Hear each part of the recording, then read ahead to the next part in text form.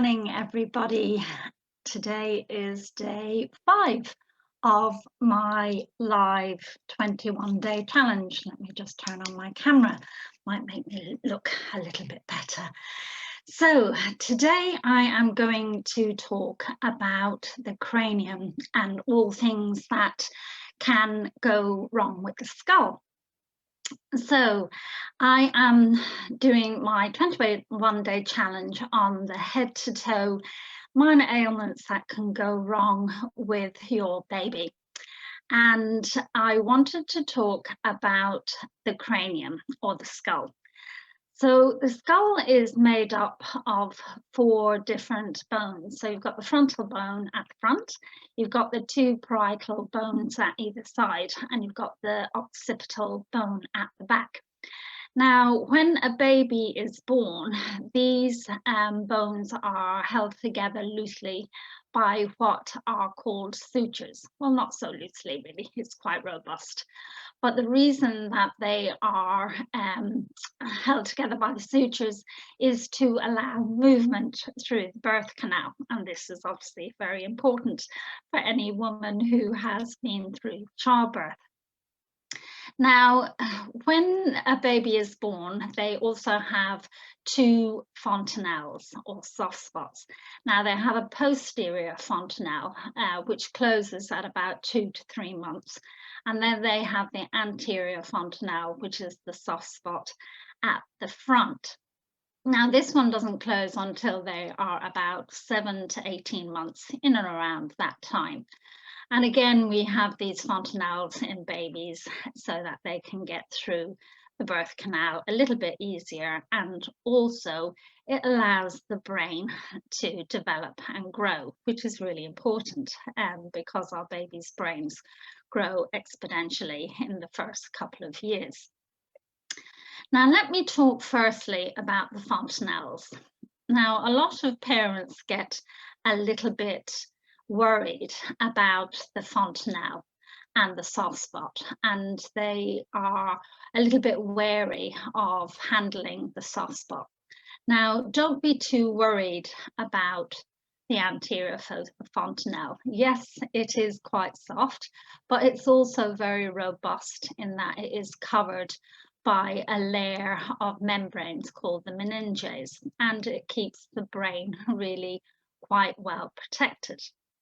Now, you may see that the fontanelle will pulsate, and that is quite normal for the fontanelle to pulsate.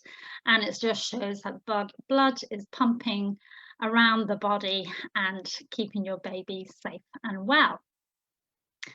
Now, there are a couple of things that can go not wrong with the fontanelle, but will alert you to things that are not as they should be. Now, normally the fontanelle should be what we call normotensive. So that means when you run your finger over the fontanelle, it should feel in line with the rest of the skull. Now, sometimes it can be slightly dipped, and that's okay. It's much better to feel it when your child is lying down rather than sitting up, because sometimes gravity can pull it down a little bit. So it should be normotensive when you run your finger along it. Now, sometimes if it's sunken, it can be a sign of dehydration. And in the last couple of days, we have had an awful lot of sun. So it could be that if your baby is not drinking enough, your fontanelle could be a little bit sunken. Other signs of dehydration are sunken eyes and dry skin, decreased urinary output, and also dry, cracked lips. But the fontanelle is a really good indicator as to whether your child is dehydrated or not. So if it is a little bit sunken, don't worry too much, don't freak out. It's just that you might need to up the fluids a little bit and make sure that your baby is not getting dehydrated. Now, the fontanelle can also bulge slightly. Now, again, don't freak out. This can be a sign that not all is well, and it can be a sign of inflammation or infection around the brain of the meninges, and it can be a symptom of meningitis. So if your baby's fontanelle is bulging, do go and seek medical advice because that's really important for your baby. So let's talk about the cranium, or the skull. Now, the skull, as I said, is made up of these 4 bones, and it is quite soft and doesn't fully form. The sutures around those 4 parts of the skull don't fully form until your baby is about 2 years old, actually. So it is quite soft and malleable.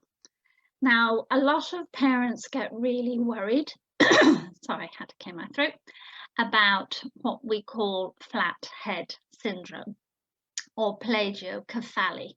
Now, please don't worry too much about this. We're seeing this much more because of the guidance on safe sleeping, and we always advise that you sleep your baby on their back and not on their front, because there's less risk of sudden infant death syndrome. But it can cause your baby's head at the back on the occipital bone to get quite flat. And a lot of parents think, oh my God, my baby's got a flat head. What am I going to do? They look awful. And they're panicking about things. Now, as I said, the skull is quite malleable, and most of this will sort itself out as your baby grows. But it's really important to put your baby on their tummy so that they have tummy time, and allow the occipital bone to kind of just readjust itself.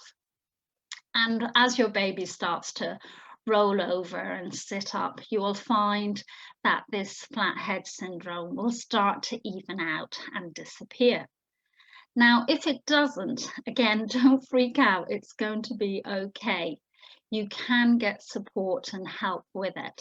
So you can be referred to a physiotherapist, and the physiotherapist can help with this. And you may see babies around that are wearing helmets to sort this problem out. But I wouldn't go running off to your physiotherapist as soon as you see any indications of flathead syndrome. Just give your baby a chance to develop and mature, and once they're rolling over and sitting up and spending more time on tummy time, that flathead syndrome will start to disappear. So that is my top tips for today. We have covered conditions of the cranium or skull and the fontanelles. Tomorrow I'm going to be going live again in my public profile, and I'm going to be talking about everything to do with eyes.